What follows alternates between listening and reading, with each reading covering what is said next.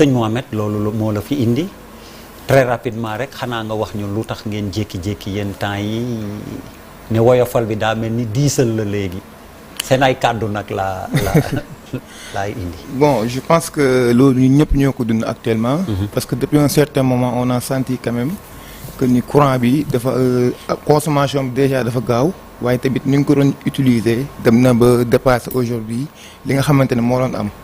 ci loolu aussi le collectif Ñoo Lank ñi ko xam ñëpp xam nañ bi mu judd en 2019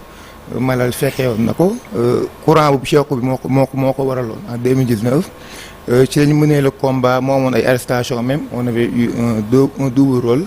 qui était de faire libérer les camarades arrêtés mais également de faire baisser l'électricité ba am yu bëri yu si xewaat actuellement bu ñu ñëwaatee ne ba 2025 changer régime reviraat les mêmes situations les mêmes circonstances dafa nekk loo xam daf ñuy jaaxal et de cela ci la population bi duñu interpellé duñuy wax ni yéen ñi nga xamante ne vous étiez là et vous avez opposé un farouche combat ak régime bu fi nekkoon te bu ñu leen gisee ngeen croiser les bras day téye suñu xel et ci loolu aussi dañu jékkati suñuy tànk xool situation bi nga xamante ne ñun déjà nous sommes des consommateurs on vit ça au même niveau que les populations comme yéen ak ñeneen ci lañ commencé def ay jéego et bu ci ñëkk mooy saisir les autorités compétentes à savoir le ministre de l'énergie mais également le directeur général de la Senelec ñu xool aujourd'hui qu'est-ce qui justifie cette situation. Mais dafa mel ni tamit réaction am na bu gaaw la Habib Sy oui PCA Senelec woo na leen ban jour ngeen war a gisee. Non, mardi la ñu convoqué ñu réunion effectivement donc seen wax bi am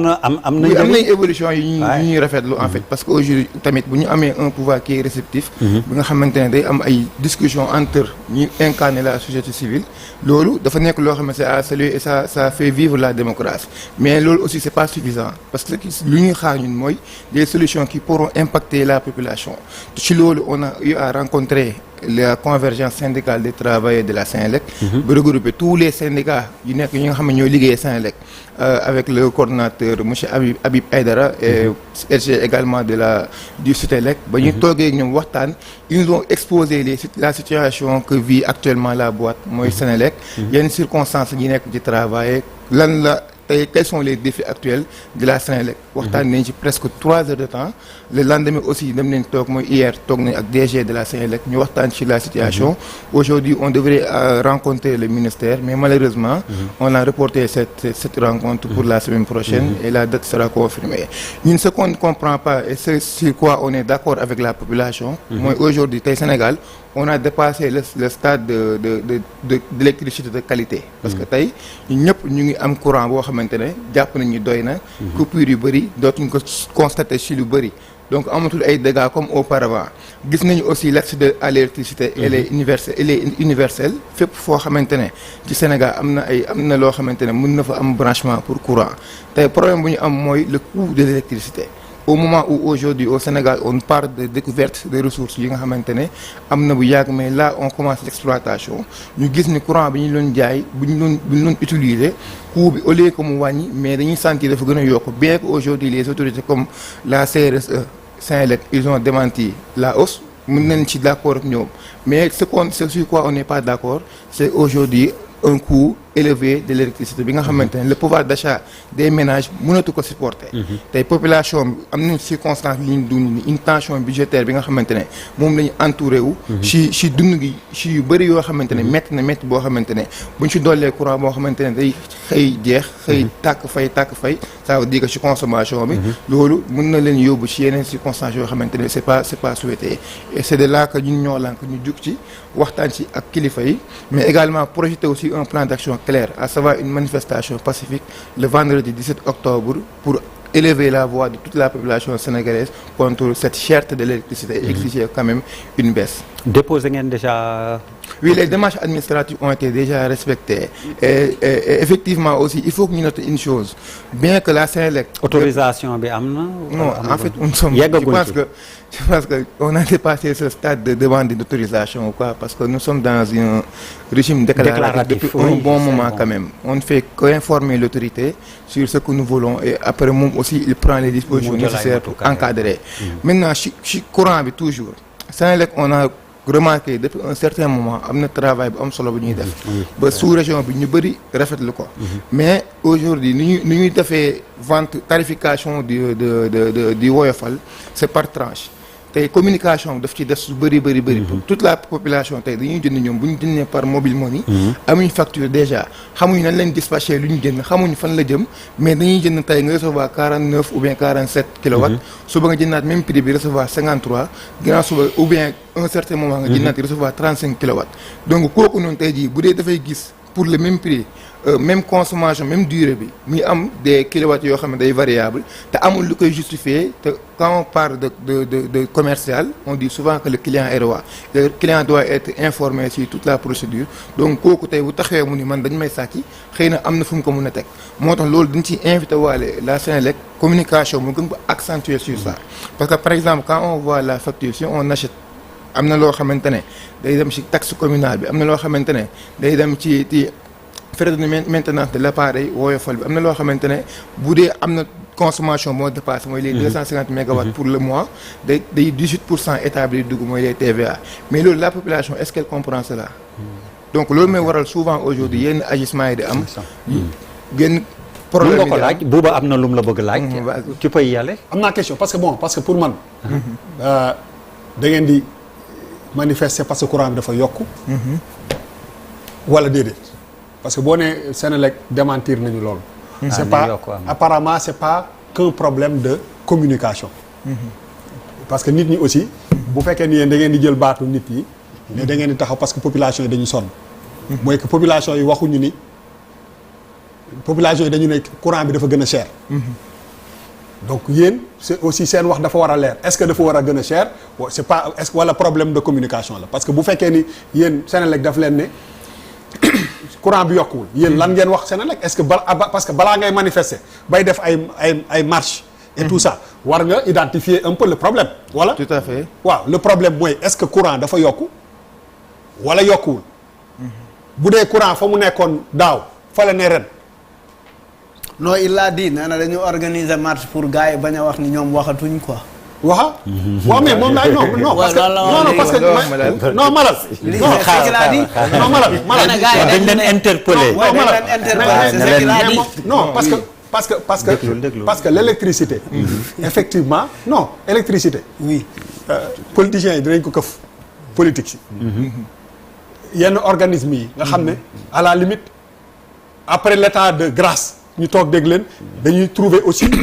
une benn rebond parce que c'est quelque chose d'électrique courant moom dafa sax ci xol lu dëgg oui léegi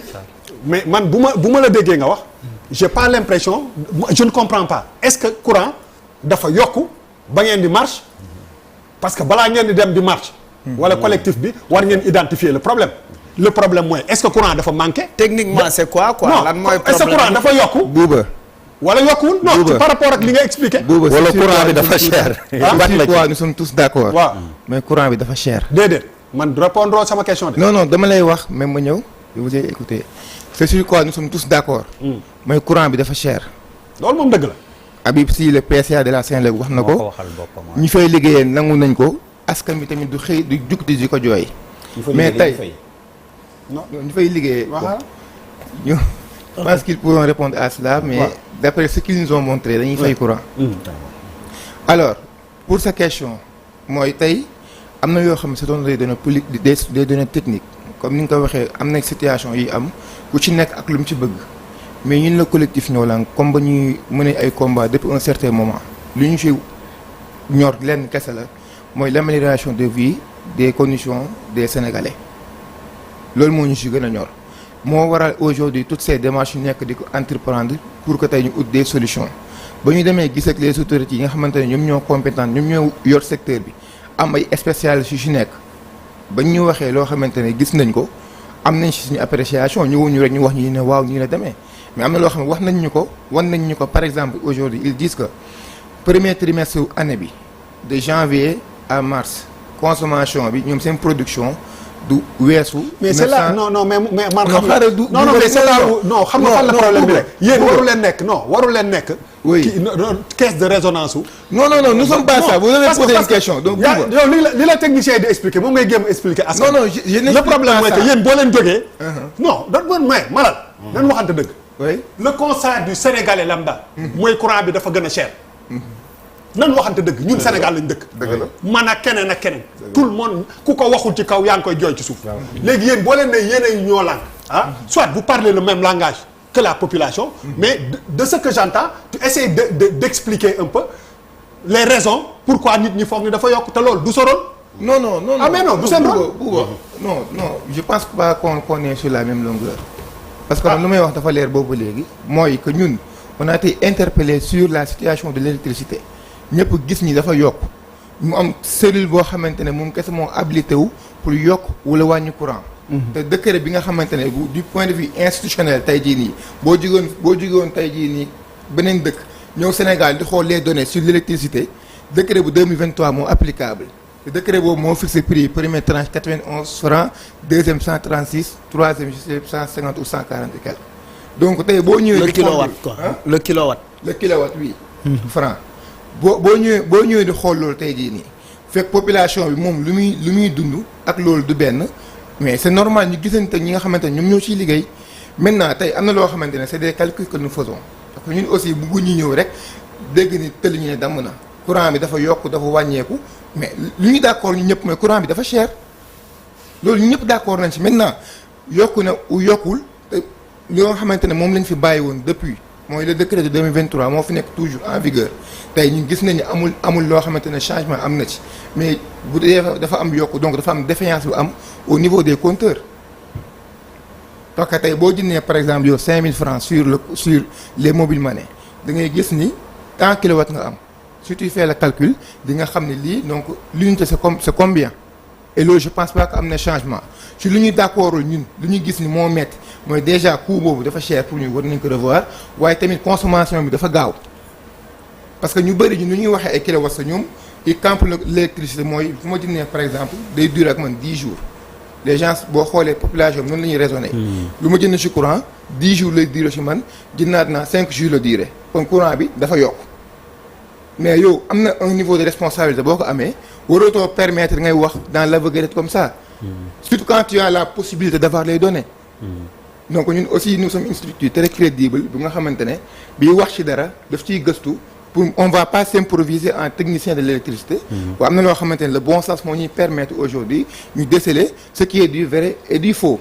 et li ñuy d'accord ñun pour être honnête et sincère dans le combat que nous menons mooy l'électricité elle est chère au Sénégal et elle doit être revue mais quelles sont les promesses yan engagement le Sénélec jël bi ngeen rencontrer les autorités non Sénélec lu mu jël comme engagement parce que Sénélec rencontre bu ñu am ak moom dañoo war a rencontrer état bi donc ils ne sont pas allés si benn stade bi parce que après yenn question yi même si sont évoquées ils nous disent que vous allez voir l'état après waaw ministère bi quoi voilà mais Sénélec yu mu ci jël mooy ñoom déjà ils disent selon le directeur qu'ils ont le soutien de l'état mais également ñoom ñu ngi mener des mécanismes yoo xamante ne daf leen di permettre aujourd'hui ñu combler parce que y a parce que bu ñu xoolee Sénélec le problème réel mooy Sénélec ne produit que 30% de ce qu'elle fournit ça veut dire que courant bu ñuy dundee Sénégal 100% yi Sénélec 30% kese la ci mën a produire les 70% yi des c'est les IPP ça veut dire que c'est les indépendants ñoom ñoo koy fournir di ko jaayaat tey ñun lu ñu d'accord mooy par exemple auparavant on avait les factures yi nga xamante ne après ngay fay ça veut dire que da lay lebal courant nga utiliser ko mais aujourd'hui ils ont la possibilité avec le système de prépayé avec le Woyofal ils ont la possibilité da ngay jënd balaa ngaa consommer donc foofu dafa waroon am yeneen privilège yu ci am comme li comme par exemple tey ku yor facture normale ak ku yor Woyofal bi waruñu yem parce que man ba may fay avant may consommer te kële da nga koy lebal 2 mois ba pare génnee facture may ko 1 mois mi 3 mois pour mu soog a fay balaa nga kaa couper te man tey bu ma yoree Woyofal bi bu jeexee boo lebee 5 kilowatts kese lañ lay may dañ leen lebal lay lebal bu ñu la ko lebalee non duñ la ko may mais moom lañ lay may pour nga am comme leb pour mu leer 5 kilowatts yooyu noonu boo ko dépassé sa courant dafay fay tant que jot naa taw beneen te 5 kilowatts donc ñaari clients yooyu noonu tey jii nii waruñu leen méngale tey jii dëgg la bien que am na benn nuance bu ci am mooy ci question de tranche yi parce que bu dee da nga am facture yow ci 2 mois yi waroo boo passé 150 kilowatts tu passes au deuxième tranche. exactement bu dee woyofal génn nga tranche sociale. waaw bu dee woyofal moom 1 mois mu nga 1 mois nga am pour génn ci tranche sociale bi. te bu dee fële 150 kilowatts yi ci 2 mois yi la bu dee woyofal bi 150 kilowatts yi ci 1 mois yi la en fait. voilà. professeur yow am na loo liggéey ci woyofal bi woyofal bi am na loo ci bind.